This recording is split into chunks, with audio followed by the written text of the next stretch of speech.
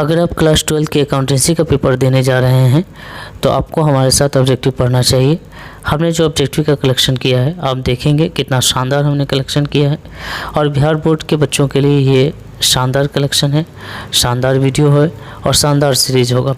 इसके अलावा अदर जितने भी बोर्ड के स्टूडेंट हैं वो भी देखिएगा। इंग्लिश और हिंदी दोनों वीडियो में हमने क्वेश्चन को सेलेक्ट किया है, कलेक्ट किया है।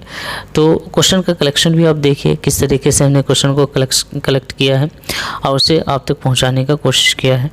तो अगर आपको ये वीडियो अच्छा लगे तो वीडियो को लाइक करिएगा और अपने दोस्तों तक शेयर करिएगा ताकि अगला पार्ट हम बहुत जल्द लेकर आ सकें। तो हेलो बच्चों, मेरा नाम निशार अहमद है और आपका इस चैनल पे बहुत बहुत स्वागत है। इस चैनल के माध्यम से कॉमर्स से रिलेटेड बहुत सारे वीडियो मैं अपलोड करता रहता हूं। आपको हमारे प्लेलिस्ट को चेक करना चाहिए, वहां से आपको सैकड़ों वीडियो मिल जाएंगे जो आपके एग्ज़ाम के हिसाब से आपके लिए बनाया गया। फिर शुरुआत करते हैं। आज का क्लास लेते हैं और क्लास का पहला क्वेश्चन चैप्टर आपको पता है, नॉट फॉर प्रॉफिट ऑर्गेनाइजेशन, गैर व्यापारिक संगठन हमको पढ़ने होते हैं। गैर व्यापारिक संगठन उन तमाम संगठनों को कहते हैं जिनका उद्देश्य समाज की सेवा करना होता है, समाज के लोगों को, अपने मेंबर्स को सेवा पहुंचाना होता है, ना कि लाभ कमाना होता है। ठीक है, तो जितनी भी लाभ कमाने वाली संस्था है वो व्यापारिक संगठन कहलाएगी और जितनी भी लाभ नहीं कमाने वाली संस्था है वो गैर व्यापारिक। गैर व्यापारिक का मतलब जो व्यापार नहीं करती है, गैर लाभकारी का मतलब जो व्यापार नहीं करती है, जो लाभ नहीं कमाती। दोनों बात एक है, कहीं पर कंफ्यूज मत हो जाना कि अगर गैर व्यापारिक लिखा है, गैर लाभकारी लिखा है, दोनों बातें एक है। ठीक है भाई, समझ रहे हैं मेरी बात को। तो क्वेश्चन पढ़िए, निम्नलिखित में से कौन सा अलाभकारी संगठन है। अब यहाँ पूछा अलाभकारी संगठन, अलाभकारी मतलब जो लाभ नहीं कमाती है, ध्यान से समझना। Which of the following is not for profit organization, मतलब इनमें से कौन सा संगठन है जो अलाभकारी संगठन नहीं है। ठीक है, जो अलाभकारी संगठन नहीं है। तो सबसे पहले चेक करो कि अलाभकारी संगठन कौन कौन है। तो भाई स्कूल है, स्कूल तो भाई अलाभकारी संगठन है क्योंकि वहाँ लाभ की बात नहीं होती है, वहाँ पर अपने सेवा की बात होती है, सेवा भावना पहले आती है। अस्पताल, वहाँ पर सेवा भावना पहले आती है। क्लब, वहाँ पर सेवा भावना पहले होती है। लेकिन साझेदारी फॉर्म आप जब करेंगे तो कहीं ना कहीं किसी न किसी बिजनेस के लिए करेंगे, किसी न किसी बिजनेस को चलाने के लिए करेंगे। तो ये एक व्यापारिक संगठन है, मतलब ये लाभकारी संगठन है। जितने भी व्यापारिक संगठन हैं वो लाभ के लिए काम करते हैं। व्यापारिक संगठन आप लाभ के लिए करते हैं भाई। व्यापार करने का मतलब क्या, लाभ के लिए करना है। स्कूल लाभ के लिए नहीं हो सकता है, स्कूल अस्पताल लाभ के लिए नहीं हो सकता है और ये क्लब जो है ये भी लाभ के लिए नहीं हो सकता। इनका मुख्य उद्देश्य अपने से जुड़े हुए लोगों की पहले सेवा करना है। ठीक है, इसलिए ये अलाभकारी संगठन कहलाएंगे। लेकिन इनका उद्देश्य लोगों की सेवा तो करनी है लेकिन अपने लिए प्रॉफिट भी कमाना है, बिजनेस भी चलानी है, तो ये कहलाएगी अलाभकारी संगठन। आगे तो और भी बहुत सारे संगठन होंगे, आपसे क्वेश्चन में ऑप्शन चेंज करके पूछा जा सकता है कुछ भी। तो सबसे पहले ध्यान से क्वेश्चन को पढ़ लेना कि क्या पूछा है। पूछा यहाँ पे ये है कि निम्नलिखित में से कौन सा अलाभकारी संगठन नहीं है, अलाभकारी संगठन नहीं है। तो अगर नेगेटिव में है तो सबसे पहले चेक कर लो कि कौन कौन अलाभकारी संगठन हो सकता है। ठीक है, ऑब्जेक्टिव में सही आंसर तक पहुंचने के दो तरीके हैं, या तो जो आपको पता है वो डायरेक्ट लगाओ, या जो नहीं पता है सबसे पहले उनको छांट लो। ठीक है, जो नहीं होगा आंसर। तो यहाँ हमसे पूछा अलाभकारी संगठन नहीं, तो जो अलाभकारी संगठन है, ध्यान से समझना, जो अलाभकारी संगठन है वो हमारा आंसर नहीं होगा क्योंकि हमसे नहीं पूछा है। तो ये अलाभकारी संगठन है मतलब ये हमारा आंसर नहीं होगा। अस्पताल अलाभकारी संगठन है मतलब हमारा आंसर नहीं होगा। क्लब हमारा अलाभकारी संगठन है मतलब ये भी हमारा आंसर नहीं होगा। तो ये जो है सो साझेदारी फॉर्म जो है ये अलाभकारी संगठन है, हमारा आंसर क्या होगा, ये होगा। और ध्यान से याद रखना कि साझेदारी प्रॉफिट के लिए की जाती है, ठीक है, लाभ के लिए की जाती है, व्यापार के लिए की जाती है। क्लियर हुआ क्वेश्चन। आगे बढ़े। इस टाइप के क्वेश्चन अगर पूछ लिए जाए, कुछ भी ऑब्जेक्टिव बनाकर पूछा जाए कि बताओ इसमें अलाभकारी संगठन कौन है या कौन नहीं है, इस टाइप के क्वेश्चन पूछे जाएंगे तो ध्यान से उसको पढ़ के तब सही जवाब पे जाना। चलो अगला क्वेश्चन देखो। आपसे क्वेश्चन पूछा है गैर व्यापारिक संगठन में अधिकांश लेन देन होते हैं। ये क्वेश्चन कई बार एग्जाम में पूछे गए और आप पूछे जाने के पूरे चांस हैं अगले साल। तो most mostly transaction is non trading concern, और नॉन ट्रेडिंग कंसर्न में मोस्टली ट्रांजेक्शन जो होते हैं वो किस टाइप के होते हैं, ठीक है, कैश में होते हैं, क्रेडिट में होते हैं, बोथ होके होते हैं, नॉन ऑफ दिस होते हैं, ठीक है। तो आपको इसमें से आंसर लगाना है भाई। तो आप याद रखेंगे गैर व्यापारिक संगठन में चूँकि तो वो कैश बेस पे काम करती है, रोकड़ बेस पे काम करती है, ठीक है। अगर मान लो कि कहीं चंदा लेना है तो चंदा उधार थोड़ी होती है भाई, दो कैश दो। तो मोस्टली ट्रांजेक्शन जो होती है वो नगद होती है, याद रखेंगे। गैर व्यापारिक संगठन में अधिकांश लेन देन नगद होता है, मतलब कैश में होता है। क्लियर। पिछला क्वेश्चन रिपीट कर दूं। पिछला क्वेश्चन हमने आपसे पूछा कि निम्नलिखित में से कौन सा अलाभकारी संगठन नहीं है, अर्थात जो लाभ के लिए काम करती है, ठीक है। तो साझेदारी फर्म। क्लियर। अगला क्वेश्चन हमने आपसे पूछा कि गैर व्यापारिक संगठन में अधिकांश लेन देन होते हैं, मतलब नगद होते हैं। अगला क्वेश्चन, लाभ न कमाने वाली संस्था का मुख्य उद्देश्य क्या है। लाभ न कमाने वाली संस्था का the main object of non profit organization. तो भाई बहुत सिंपल सी बात है, लाभ न कमाने वाली संस्था का मुख्य उद्देश्य लाभ कमाना थोड़ी होगा, ये आंसर नहीं हो सकता। समाज की सेवा करना, टू सर्व द सोसाइटी, अपने समाज की सेवा करना द मेन ऑब्जेक्टिव है, ठीक है। नॉन ट्रेडिंग ऑर्गेनाइजेशन का, नॉन ट्रेडिंग कंसर्न का। क्लियर। पिछला क्वेश्चन हमने आपसे पूछा कि गैर व्यापारिक संगठन में अधिकांश लेन देन होते हैं, मतलब नगद होते हैं, ठीक है, नगद ही होते हैं जनरली, ठीक है। आगे बढ़े। तीसरा क्वेश्चन, लाभ न कमाने वाली संस्था का मुख्य उद्देश्य क्या है। लाभ न कमाना, ठीक है, मतलब समाज की सेवा करना। क्लियर। तो आपका आंसर हो जाएगा बी, तीसरा का बी। चौथा, गैर व्यापारिक संगठन बनाती है, याद रखेंगे गैर व्यापारिक संगठन सबसे पहले तो प्राप्ति एवं भुगतान खाता बनाती है, उसी प्राप्ति एवं भुगतान खाता से आय व्यय खाता और चिट्ठा बनाती है, याद रखेंगे। तो गैर व्यापारिक संगठन में प्राप्ति एवं भुगतान खाता और आय व्यय खाता दोनों बनाए जाते हैं। तो इसमें से आपका जो आंसर होगा, अच्छा ये लाभ हानि खाता जो होता है वो गैर व्यापारिक संगठन नहीं बनाती है, ये लाभ हानि खाता नहीं बनाती, इसी के जगह पर इनकम एक्सपेंडिचर अकाउंट बनाती है, याद रखेंगे इस बात को।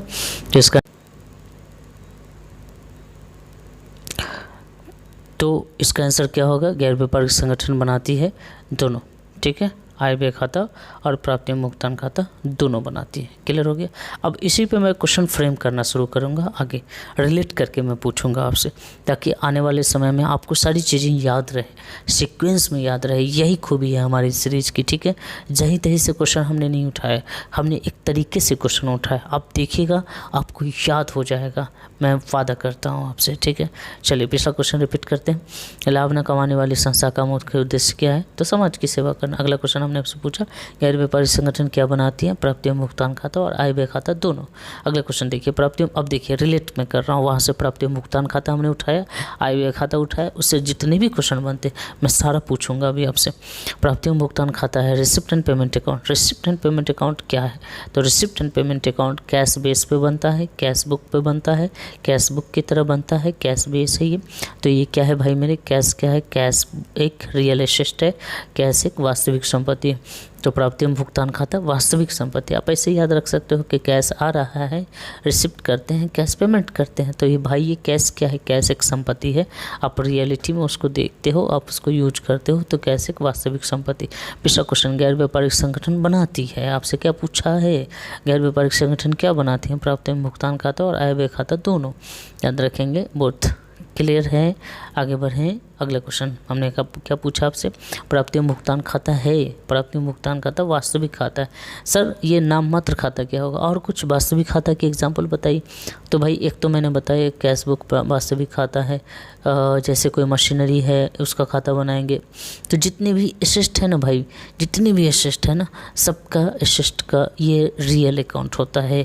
एसेट का जितना भी अकाउंट खोलते हैं सारे के सारे रियल होते हैं, याद रखेंगे, सारे के सारे क्या होते हैं, रियल होते हैं, ठीक है। और लाभ हानि से रिलेटेड जितना भी अकाउंट होता है सबके सब नॉमिनल होते हैं, ठीक है। तो प्राप्ति एवं भुगतान खाता एक वास्तविक खाता है। क्लियर हुआ। अगला क्वेश्चन, आय व्यय खाते की प्रकृति क्या है। देखो किस तरीके से हमने रिलेट किया इसको। आय व्यय खाता की प्रकृति बताओ, नाम मात्र खाता, ठीक है। आय और व्यय जितने भी इनकम और एक्सपेंडिचर से जुड़े हुए खाता होते हैं उसको नाम मात्र खाता कहते हैं, इस बात को याद रखना है। Nature of income and expenditure account, nominal account, ठीक है।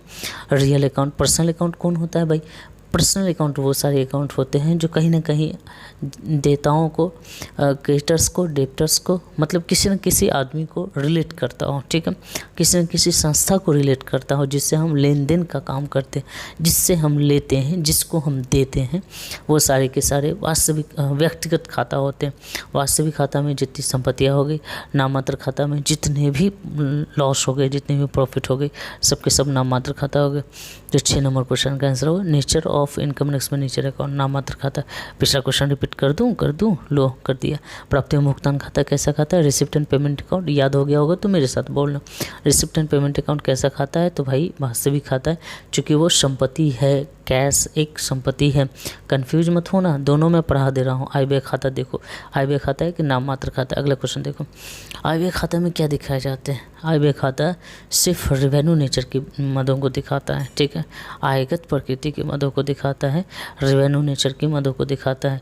Receipt and payment account, sorry यहाँ रिसिप्ट नहीं होगा, income and expenditure account, income and expenditure account, ठीक है, याद रखेंगे।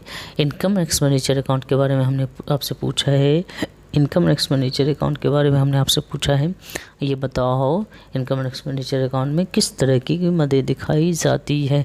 आपसे पूछा है, केवल पूंजीगत प्रकृति, केवल आयगत प्रकृति? याद रखेंगे भाई, आय व्यय खाता में सिर्फ आयगत प्रकृति की मदें दिखाई जाती है।